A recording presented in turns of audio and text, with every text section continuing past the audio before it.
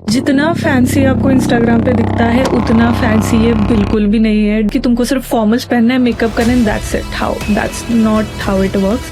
Every finger is not same. तो आपने कभी ऐसा चैलेंज फेस किया मार्केट में कि भाई सेल्स करने में बहुत डिफिकल्टी आ रही है just because you are girl? हाँ, अब हो गया इसका। अब ये सिर्फ बीवी संभालेगी, घर पे रहेगी। अब हो गया, अब ये इससे क्या होगा, अब ये कब कर पाएगा।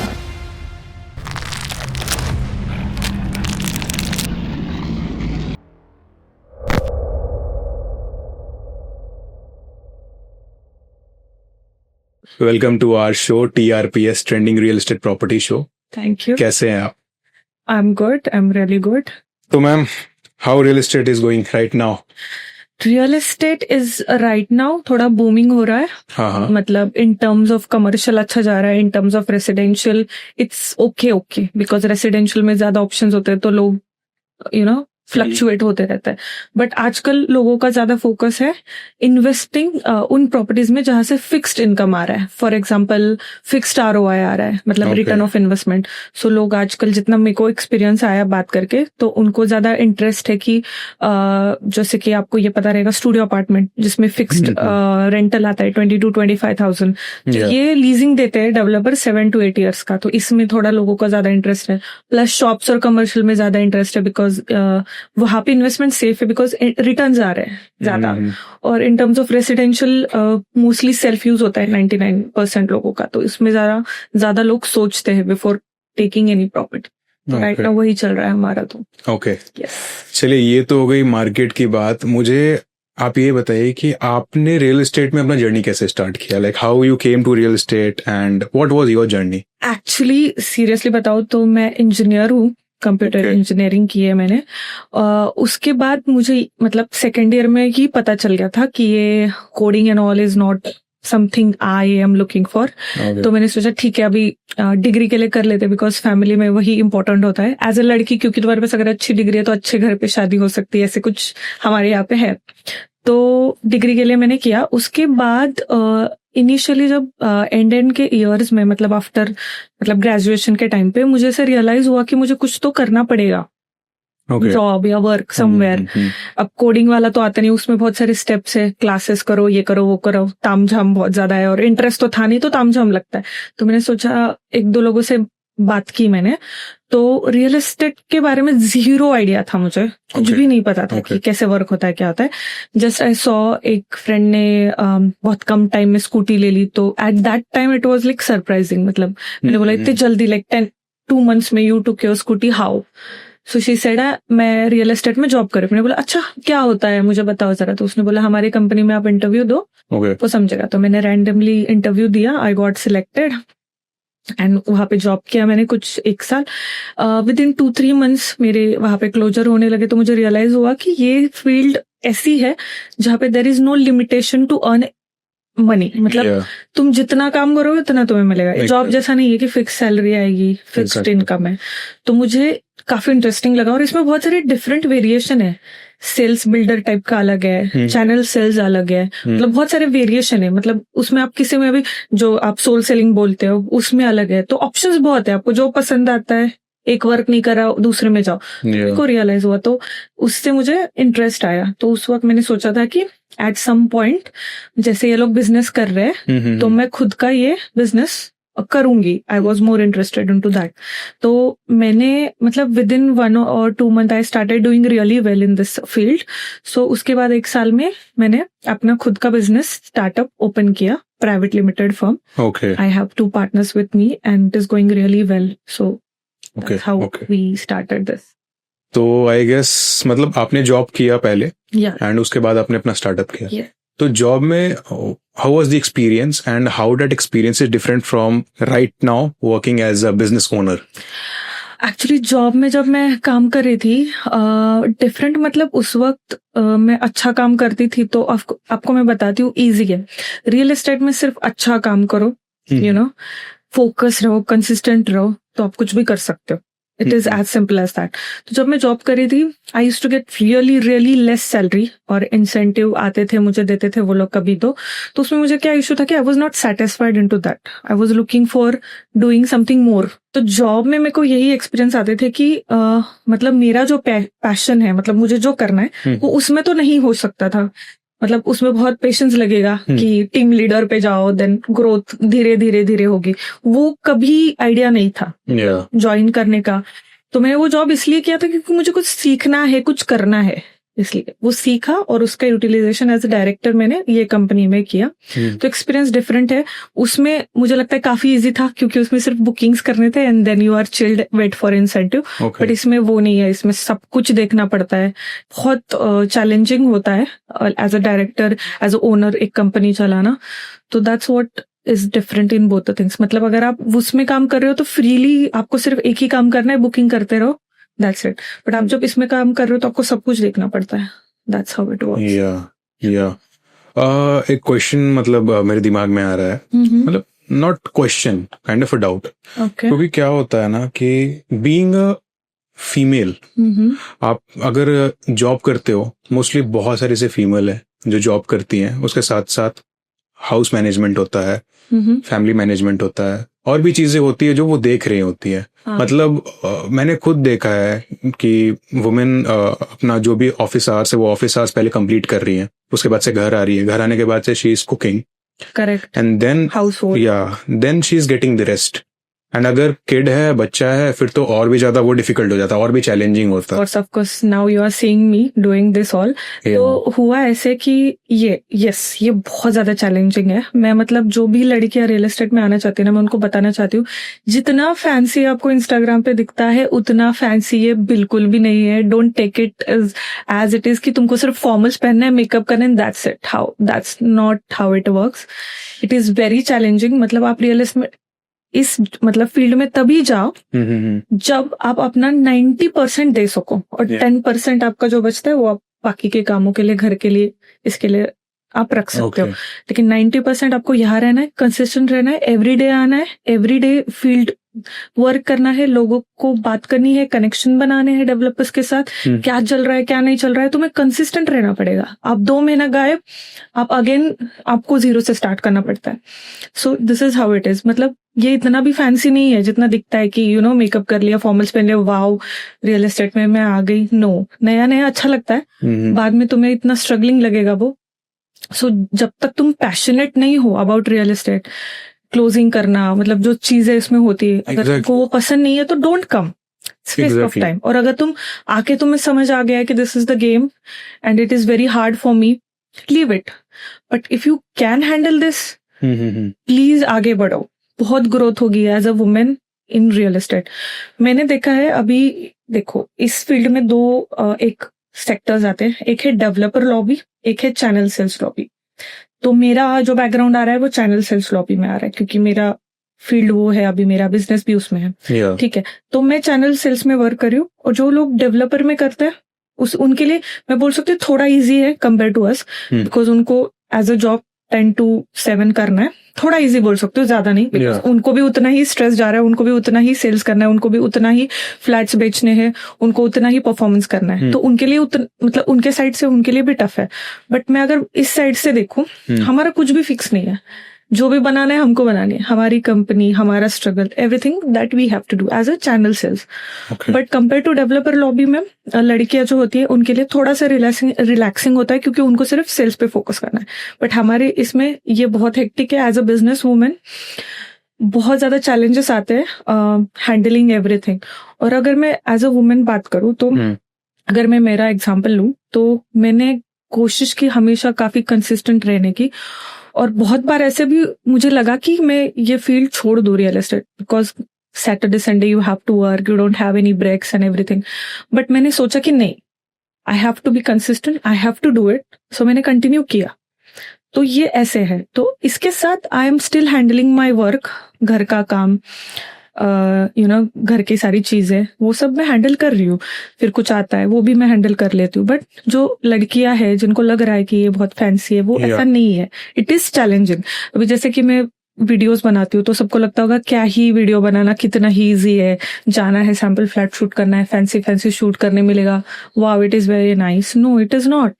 तुम्हें हर जगह जाके वो पिच समझ के, it is quite a difficult job, मतलब इतना इजी नहीं है। और अगर आपने नोटिस किया हो, आप रियल एस्टेट पॉडकास्ट बना रहे हो तो कितने लोगों से मिले हो जिसमें आपको फीमेल मिली हो इस फील्ड में? Very rarely we see. Very rarely, right? That is what is happening. मतलब मैं भी जब चैनल सेल्स के बैकग्राउंड में आ रही हूँ तो मैंने सिर्फ 2-3 हार्डली 4-5 लड़कियां हर कंपनी से एक देखी है, not more than that. 99% boys ही है, मेन एंड बॉयज। एग्जैक्टली, दोनों तरफ, developer lobby and this channel sales lobby. Developer की तरफ तो आपको मिल ही जाएंगे कुछ लड़कियां, बट इसमें नहीं है क्योंकि ये काफी चैलेंजिंग जॉब है। मतलब आप अगर कंसिस्टेंट हो, आप अपना पूरा टाइम दे सकते हो तो ही आप ये कर सकते हो। It is as simple as that. Exactly. मतलब अभी बीइंग अब बिजनेस ओनर, अभी कैसे आपको जैसे आपने चीजें बताई कि अगर आप आ रहे हो रियल एस्टेट में तो आपको ये चीज मान के, एक चीज कहते हैं ना, दिमाग में ये चीज बिठा के आपको आना पड़ेगा कि 90% आपका समय इसमें जाने वाला है। एंड आपको कंसिस्टेंट रहना बहुत इंपॉर्टेंट है। Correct. And being a girl और वुमेन, क्या होता है कि मल्टीपल चीजें हमें फेस करनी पड़ती है। Okay, I will keep it totally open, ठीक है? मैं पॉडकास्ट, इतना कुछ शर्म वाली चीज नहीं है, needed taboo. Correct.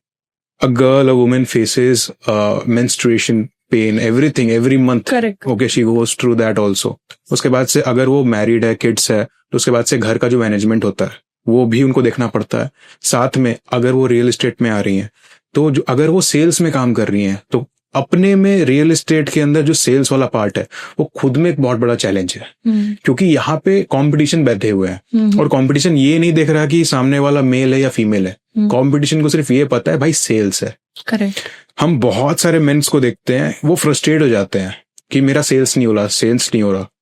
But being a women और बीइंग अ गर्ल जो इतनी सारी चीजें देख रही है, घर का प्रेशर, मंथली जो भी पीरियड्स मेंस्ट्रुएशन होता है उसका प्रेशर, उसका पेन, उसका मूड स्विंग्स, उसके साथ साथ सेल्स में आना और सेल्स में रियल एस्टेट में आना वो भी, और रियल एस्टेट में जब क्लोजिंग ना हो या फिर रियल एस्टेट में आप बहुत मेहनत कर रहे हो और आउटपुट नहीं आ रही है, कैसे मैनेज करते हैं उसको? आई विल टेल यू, 1-2 साल बहुत अच्छा गया राइटिंग का, but I will tell you business जब होता था तब भी बहुत फ्रस्ट्रेशन रहता था, continuously anger I used to face, बहुत सारा एंगर।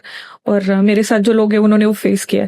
तो इतना, मतलब ये इतना हेक्टिंग और टायरिंग है ना कि एंगर इश्यूज बहुत होते हैं। मुझे बहुत अभी तक होते हैं, अभी थोड़ा कम हुआ है, लेकिन होते हैं। फ्रस्ट्रेशन होता है, डिप्रेशन आता है। Handle all of that things with family and other responsibilities. I handle all of this. मतलब मैं जब घर जाती हूँ तो मुझे पता होता है कि ये भी मुझे यहाँ नॉर्मल रहना है।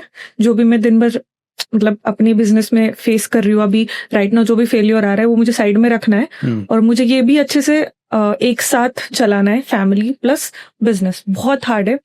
मैंने बहुत एक चीज नोटिस की है, पता है, I will tell you, real estate में आपको बहुत सारे ऐसे लोग मिलेंगे जिन्होंने लेट मैरिज किया है या फिर मोस्ट ऑफ देम जिनकी पार्टनर्स नहीं है। I will tell you why, because उनको टाइम ही नहीं मिलता है, कहाँ से करेंगे। एंड ये मतलब कंटिन्यूसली 24 आवर्स आप या तो लॉन्च कर रहे हो, सेल्स कर रहे हो, कुछ ना कुछ कर रहे हो, उसमें ही आपका पूरा ध्यान है। क्लाइंट के इश्यूज है, बुक किया तो कैंसिल करना है, बुक नहीं किया तो क्यों नहीं कर रहा है, टोकन किया तो आगे कब बढ़ेगा, इसका ये हार्ट का है, वह हार्ट का है, अगर वो नहीं हो रहा है तो सिर्फ 2 ही कैसे हुए, अब मैं अपना फंडिंग कैसे रिकवर करूं। Lot of things comes. Exactly. फिर कभी कभी ऐसा होता है कि कुछ डेवलपर के साथ हम काम कर रहे हैं, वो 1-2 साल हमको बिजनेस अच्छे से आ रहा है, अचानक से कुछ छोटे मोटे चेंजेस हो गए, प्राइस बढ़ गया, जो फिर वो डाउनफॉल आ गया कि नहीं हो रहा है पहले जैसा बिजनेस, विच मैंने अभी रिसेंटली फेस किया। पूरा 1 साल, एक्चुअली पूरा 1 साल मैंने वो फेस किया। जब ये रिसेंट 1 ईयर, बहुत सारे लोगों को ये पता रहेगा, रेसिडेंशियल के लिए बिल्कुल अच्छा नहीं था, बिल्कुल भी नहीं। This 2024 was very bad for residential stuff because अचानक से प्राइस जो है एकदम हाई हो गए। अगर आप पर्टिकुलरली वेस्ट एरिया के लोकेशन, ईस्ट के देखते हो तो क्लाइंट लोग भी बहुत कंप्लेन करते हैं कि 1 करोड़ में 2 BHK this is too much. पहले आता था 75 लाख 80 में, तो वो सेल्स करना इजी जाता था, 65 to 70।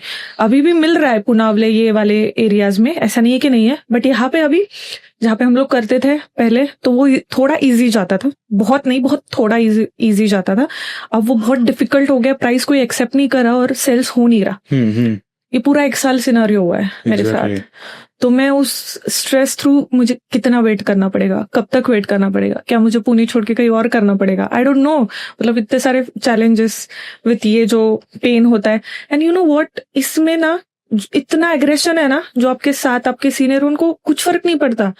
You are facing stomach एक इश्यूज और यू आर हैविंग हेडेक, आप लड़की हो तो आपको कुछ घर के इश्यूज होंगे, नोबडी केयर्स। यहाँ पे सिर्फ सेल्स और सेल्स ही चलता है।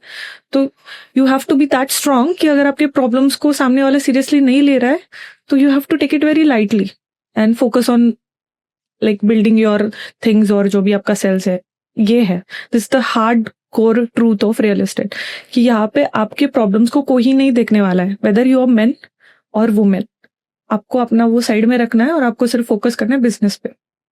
ये है, बेचना है ना कोई भी चीज, इतना भी आसान नहीं है। ऊपर से घर, हाँ, people have lots of requirement. और ये भी है कि लोग पॉजिटिवली नहीं लेते चैनल सेल्स जो कर रहे हैं उनको। मतलब जो क्लाइंट्स का जो पर्सपेक्टिव होता है, अगर suppose I am selling something to them, ठीक है, तो हमारे इंडियन रियल एस्टेट में पता नहीं क्या प्रॉब्लम है, स्पेशली इस साइड पुणे महाराष्ट्र या इंडियन, पूरा इंडियन क्राउड में बोल सकती हूँ, उनको ये बहुत इशू है कि अगर कोई मीडिएटर उनको सेल कर रहा है या कोई इन्फॉर्मेशन दे रहा है, उनको उनके थ्रू नहीं जाना है। I don't understand why. You have to understand कि उनको पूरा नॉलेज है मार्केट का, आपकी रिक्वायरमेंट मैच करके आपको चीज दे सकते हैं। तो जाओ ना, क्या इशू है, आपको थोड़ी अपने पॉकेट से पे करना है। Exactly, I don't understand this. हमें डायरेक्ट बिल्डर के थ्रू जाना है, डायरेक्ट बिल्डर के थ्रू जाना है। ये एक है जो आजकल मतलब मेरे फील्ड वाले लोग बहुत फेस करते हैं। आई थिंक क्लाइंट अगर कोई ये वीडियो देख रहा है तो दे हैव टू अंडरस्टैंड, अगर आप कोई प्रॉपर्टी परचेस कर रहे हो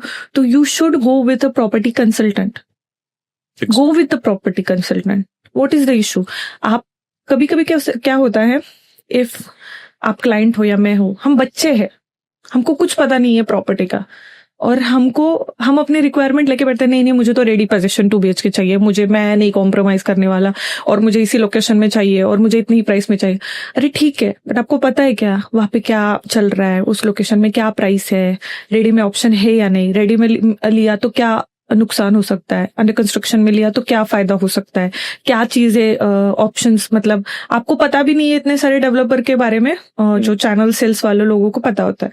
तो why don't you go through them, ask them your question ना, they will help you out. लेकिन नहीं, इनको ऐसा लगता है कि they are paying something from their pocket, but they are not.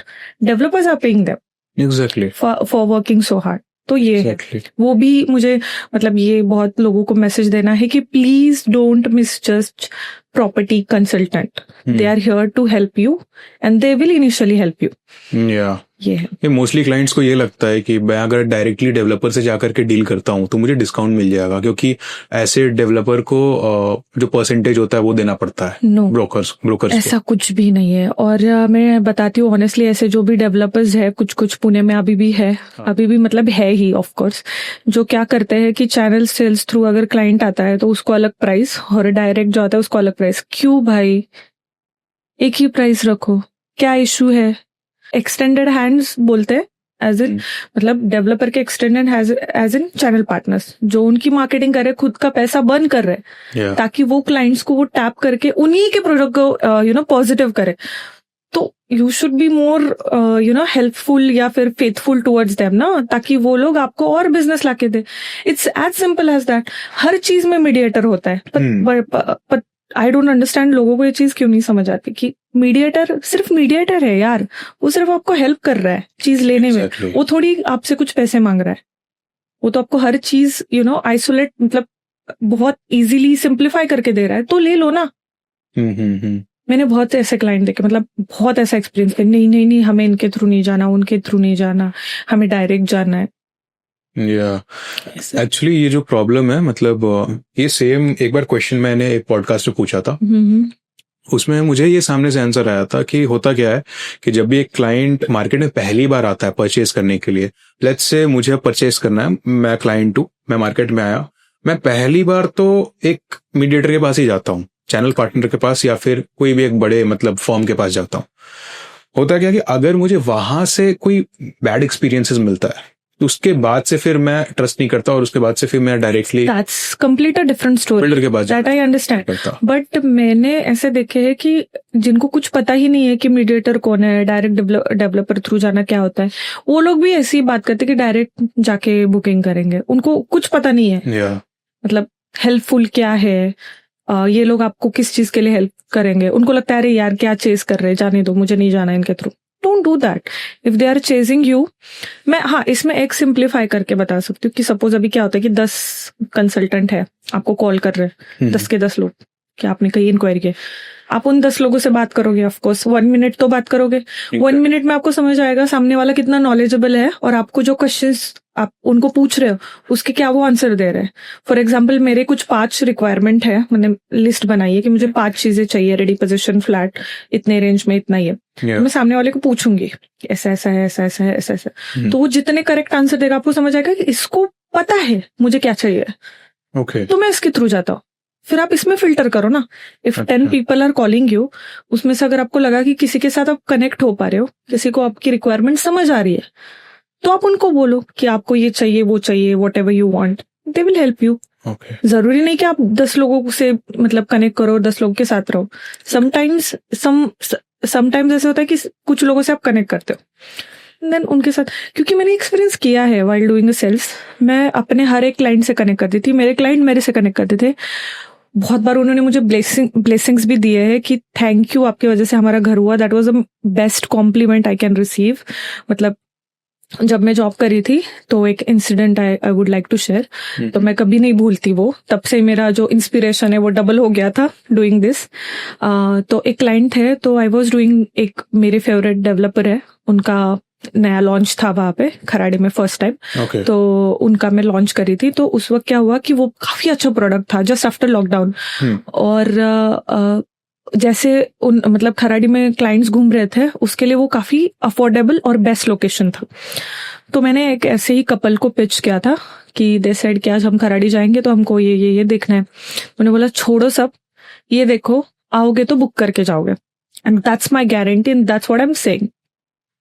So they are like कि यार ये बंदी फर्स्ट कॉल में इतनी कॉन्फिडेंट कैसे है, फर्स्ट कॉल था मेरा उनसे, सो चलो देख के आते हैं कि क्या बोल रही। तो वो आए, मैंने उनको सब एक्सप्लेन किया, सब बातें हुई वगैरह, पूरी फैमिली आई थी, मतलब मामा, ये सब पूरी फैमिली, मतलब उनके यहाँ से सब बच्चे भी आए थे, लिटरली इतनी बड़ी फैमिली थी। तो वो सब आए थे, तो उन्होंने देखा, I was very busy occupied with other clients क्योंकि लॉन्च था।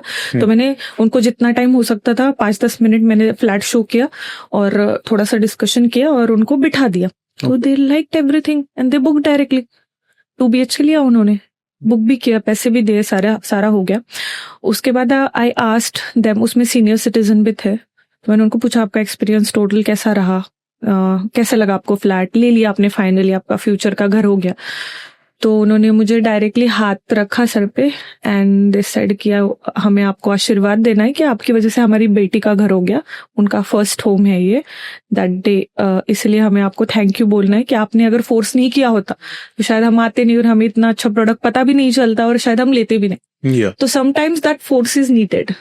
एंड जब उन्होंने मुझे वो ब्लेसिंग दी तब मुझे लगा कि किसी को एक अच्छी प्रॉपर्टी दिलाना भी एक ब्लेसिंग ही है, इसको नेगेटिव वे में लेने की कोई जरूरत नहीं है, जैसे कि कुछ क्लाइंट्स लेते हैं कि हमको भी आपका अच्छा ही करना है। मैं मानती हूँ कि इसमें भी कुछ बुरे लोग हैं, हर फील्ड में होते हैं, बट कुछ बहुत अच्छे भी है जो जिनको सेटिस्फाई मिलता है आपको प्रोडक्ट देके। I am one of them, मतलब मैं अच्छा ही होगा तो ही बेचूंगी, नहीं तो नहीं, बिकॉज आई नो ना कि बेसिक बैकग्राउंड स्टोरी क्या है हर चीज। एग्जैक्टली, और मुझे भी आपसे कनेक्शन इंस्टाग्राम के through. Exactly, that's what I am saying. नहीं तो मुझे तो पता ही नहीं था भाई फीमेल मतलब है भी कि पता भी नहीं है। एंड बहुत लोग जो देखते हो बोलते हैं ये क्यों कर रही है ऐसा काम, ऐसा हाँ. ये सेल्स है and you are selling something, उसमें बैड क्या है? Nothing. What is wrong in that? अरे फ्लैट बेचना मतलब बहुत हेक्टिक होता है, लोगों को कॉल्स करने पड़ते हैं, लोगों को कितना मनाना पड़ता है। नो, अगर आप सही इन्फॉर्मेशन दे रहे हो, सही से लोगों को जो चाहिए वो चीज कर रहे हो, तो वो ऐसा क्यों सोचेंगे कि आप मतलब इट्स अ वेरी चेजिंग वाला जॉब। इट्स नॉट, डेफिनेटली, क्योंकि मैंने जितने भी क्लोजर किए हैं मुझे कभी चेज नहीं करना पड़ा किसी को। इन जनरल अगर मैं बात करता हूँ तो अक्सर क्या होता है ना कि जैसे मान के चलिए मैं as a boy when I was growing, मेरे पेरेंट्स या फिर मेरे आसपास के लोग मुझे ये चीज बोलते थे, मेरे दिमाग में ये चीज फीड करते थे, लड़कियों से दूर रहो, क्योंकि लड़कियां तुम्हें फंसा देगी, लड़कियां सिर्फ पैसे के पीछे भागती है, ऐसी ऐसी चीजें बोली जाती है एक्चुअली में। एंड अगर आप लड़की हो, आप बड़े हो रहे, तो आपको बोला जाता है कि लड़कों से दूर रहो, लड़के फंसा देते हैं, ऐसी ऐसी चीजें बोली जाती है। तो कहीं ना कहीं होता क्या है ना कि हम एक माइंडसेट के साथ ग्रो होते हैं, ये सोच के कि okay we need to stay away from girls, या फिर we should not trust girls, कभी भी पैसों के मामले में हो या फिर कोई ऐसा इंपॉर्टेंट डिसीजन हो, we should not trust girls, ऐसा एक माइंडसेट बन जाता है। तो आपने कभी ऐसा रियल एस्टेट में, जो कि प्योर सेल्स, और वो भी घर का सेल्स, घर is like totally emotional buying, commercial अगर बात किया जाए इन्वेस्टमेंट है, पैसे की बात है वहां पे कि भाई प्रॉफिट निकलेगा कि नहीं। तो आपने कभी ऐसा चैलेंज फेस किया मार्केट में कि भाई सेल्स करने में बहुत डिफिकल्टी आ रही है just because you are girl? I think मुझे वो नजरों से उनके फील होता था कि ये सोच रहे कि ये अच्छा ये बिजनेस करिए, नहीं इसको जमता नहीं होगा शायद। तो वो मुझे मेरे से ज्यादा मेरे पार्टनर्स जो मेन है उनसे कन्वर्सेशन करना ज्यादा पसंद करते हैं, क्योंकि उनसे वो मतलब फ्रीली बात कर सकते हैं पैसों की, बिजनेस की, बट वो मुझसे नहीं कर सकते। शायद उनको ये एक्सपेक्टेशन नहीं है कि as a business women I can handle this things. तो ये मुझे बहुत फेस हुआ, अभी भी होता है कि लोग मुझे उस नजरिए से नहीं देखते कि I am handling a company और थिंग्स लाइक दैट। उनको ऐसा लगता है कि अगर मेरे जो पार्टनर्स है, जो मेन है, तो दे आर मोर कंफर्टेबल मतलब कन्वर्सेशन करने में उनके साथ, मेरे साथ नहीं। तो ये मुझे वहां पे फील हुआ। But in terms of clients, जिन लोगों को मैंने घर बेचा है या फिर जिनके साथ जिन्होंने मेरे को मतलब बोल के, मतलब मेरे बोलने पे ट्रस्ट करके जो इन्वेस्टमेंट किया, I had a best experience with them. They all are happy. मतलब ऐसे कभी नहीं हुआ कि किसी ने मेरे को बोला कि अरे तुमने क्या मेरे को दिला दिया, ऐसा कुछ अभी तक तो नहीं आया। सो आई कैन से दैट कि जितने भी क्लाइंट्स मेरे कांटेक्ट में आए या जिन्होंने मेरे थ्रू कुछ इन्वेस्टमेंट किया, I had a best experience. उन्होंने मुझ पे काफी ट्रस्ट किया। और ये साइमल्टेनियसली कुछ ऐसे भी होते हैं लोग जो टाइम पास कर रहे होते हैं और जिनको सच में इंटरेस्ट नहीं होता इन्वेस्टिंग में, वो फिर ये रीजन ढूंढते हैं कि शायद ये लड़की है, इसको क्या ही पता रहेगा। बीइंग अ वुमेन लाइफ में एक और चैलेंज होता है जो एक्स्ट्रा एड ऑन होता है अगर आप वर्किंग में हो तो।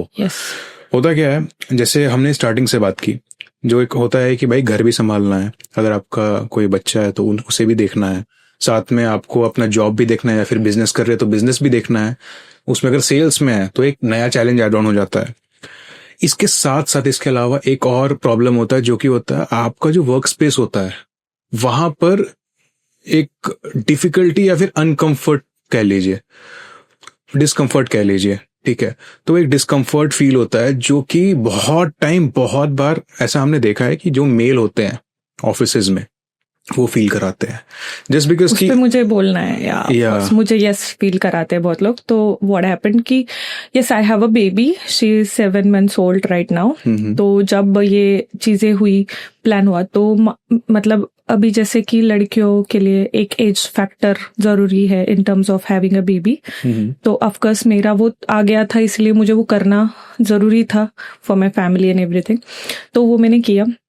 She is 7 months old. तो जब ये स्टार्ट हुआ process, when I got pregnant and मुझे अभी थोड़ा ब्रेक लेने का जब टाइम आया, तो सबका मेरे तरफ ये टूवर्ड्स मेरी तरफ ये कमेंट था, हाँ अब हो गया इसका, अब ये सिर्फ बेबी संभालेगी, घर पे रहेगी, अब हो गया, अब ये इससे क्या होगा, अब ये कब कर पाएगी काम।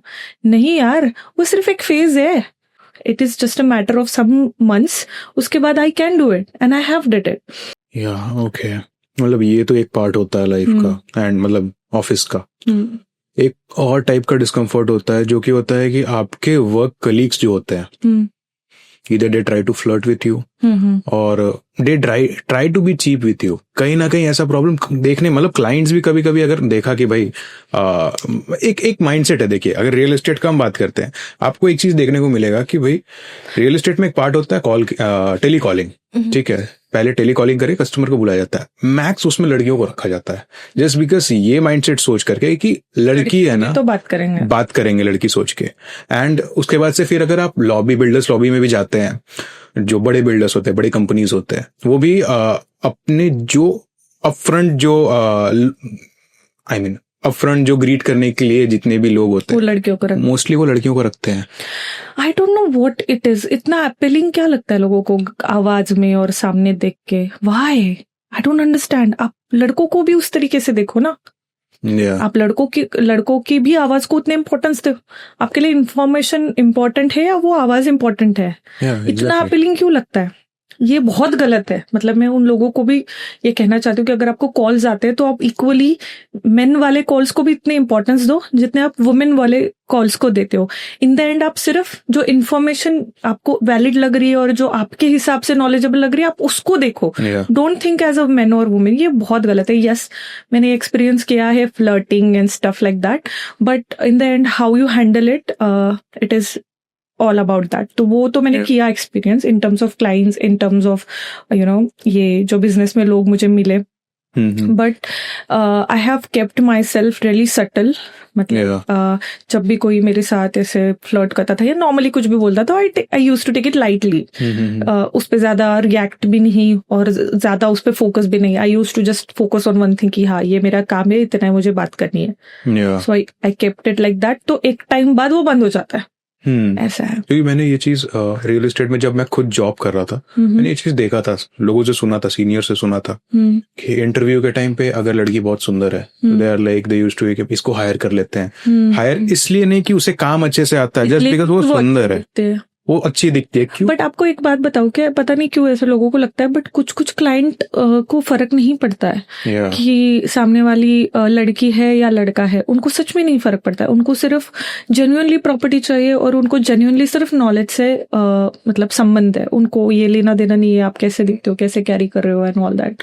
वो सिर्फ आएंगे, प्रोडक्ट देखेंगे, समझेंगे, आपसे कुछ इन्फॉर्मेशन जानेंगे और they will buy. But some people are very rare. तो मेरे को तो बहुत कम एक्सपीरियंस आया क्लाइंट के चक्कर में ऐसा। हाँ, फोन पे आया होगा बट रियल में तो मुझे सब जेन्युइन, मे बी मेरा अप्रोच वैसा है शायद, इसलिए मुझे वैसा फेस भी हुआ होगा कि मुझे जेन्युइनली सिर्फ नॉलेज गेन करने वाले लोगों के साथ ही एनकाउंटर मेरा मोस्टली हुआ है।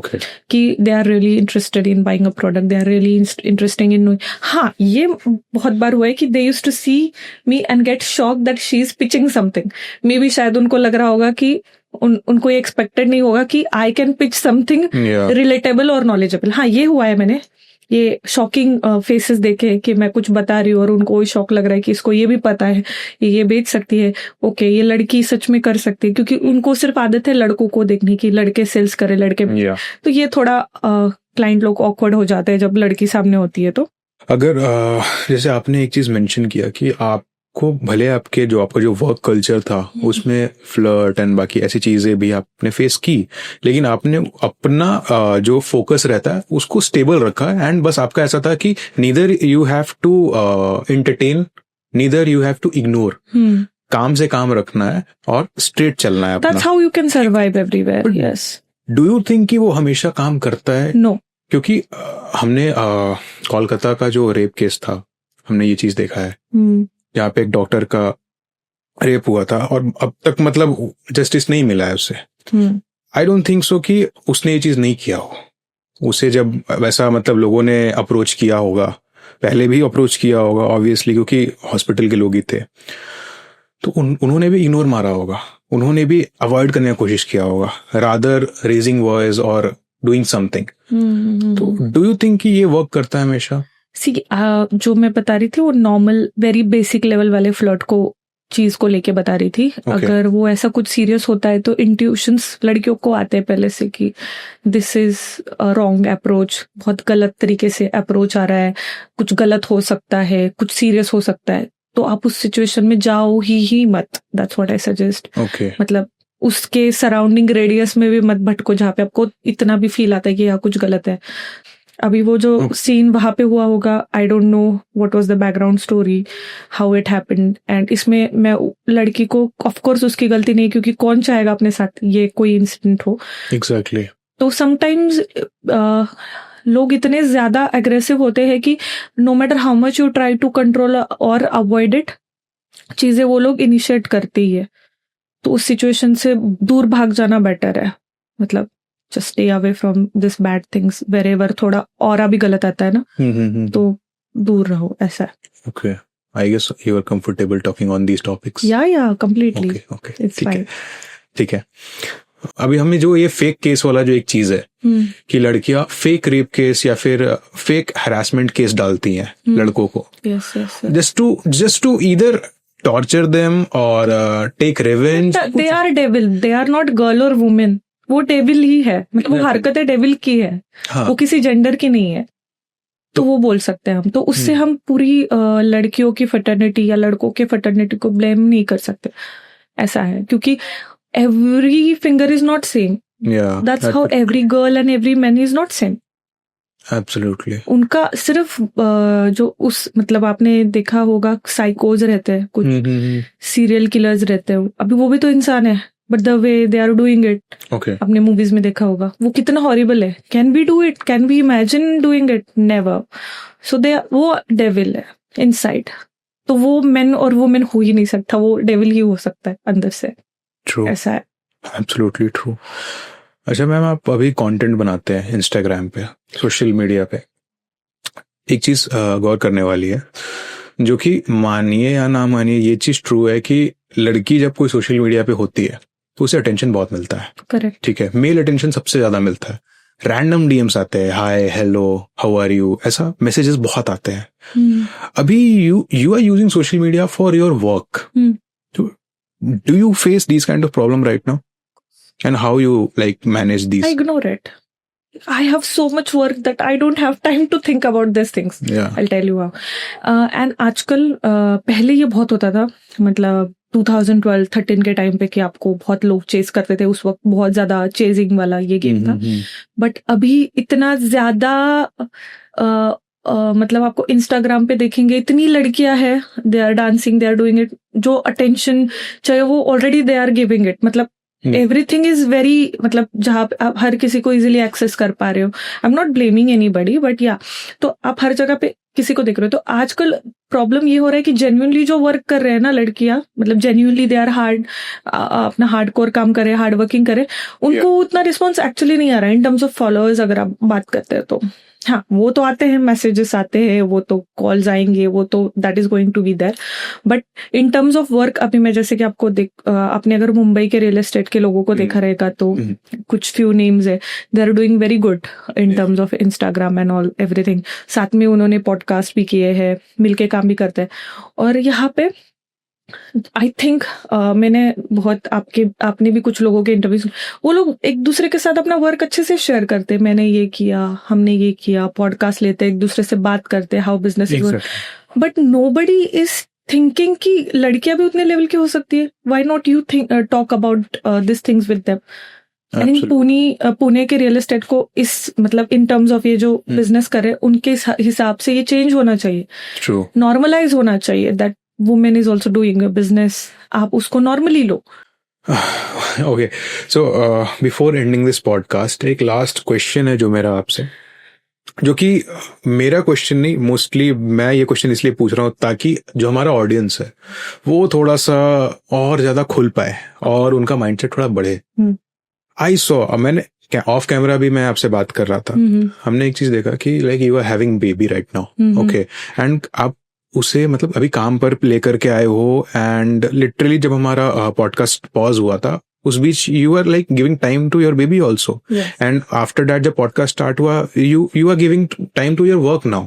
करेक्ट. तो how you are able to manage, and वो क्या एक चीज रहेगा जो आप बाकी फीमेल को बोलना चाहेंगे कि भाई बेबी हो गया तो डोंट थिंक कि मतलब लाइफ खत्म हो गई या फिर आपका करियर खत्म हो गया, अब आपको सिर्फ हस्बैंड के ऊपर निर्भर रहना है, ऐसा मतलब what will be that thing and how you are doing it?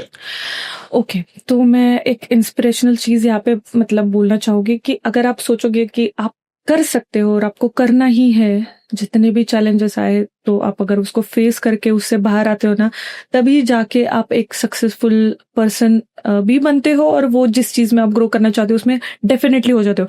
ये तो 100% रिजल्ट है, मेरे लाइफ टाइम का एक्सपीरियंस है. जब जब मैंने हर वो बॉर्डर क्रॉस किया ना हार्ड वर्क की, मतलब हर वो बाउंड्री कि बस यहाँ से आगे मैं और काम नहीं कर सकती, जब जब मैंने वो बाउंड्री क्रॉस की है ना, तब जाके मेरे को सक्सेस मिला है. You can do everything, you can handle this. जिद रखो। बहुत सारे लोग गिव अप कर देते हैं आफ्टर हैविंग अ बेबी कि नहीं मेरी लाइफ खत्म हो गई, नहीं होती खत्म। You take it happily. I enjoy every day with my baby. उसको मैं ऑफिस लेके आती हूँ, everybody shocked in the whole building कि कैसे ये लेके आते, कैसे ये काम करते हैं, but I do it. Everywhere I go to shoot I carry her with me because I can't keep her alone because she's small. You take it at shoot also? Yeah, I take her with me in shoots. I have a nanny with me who takes care of her. In between, I take a break and give her little bit time. So वो handle हो जाता है। मुझे एक shoot पे मैं गई थी तो उन्होंने मुझे बोला था, वो मेरे पहचान के थे और जब से मैंने करियर स्टार्ट किया था तब से मेरे साथ में कनेक्टेड है। तो उन्होंने मुझे बोला ये तुम्हारा मतलब he saw me after so long time, तो ही सेड ये तुम्हारा बेबी है, she is so cute and you are handling her on in terms of work time, मतलब आप उसको लेके काम कर रहे हो, it is so great Snehal, मतलब हमको बहुत अच्छा लगा आप शूट कर रहे हो और साथ में बेबी को भी रखा है।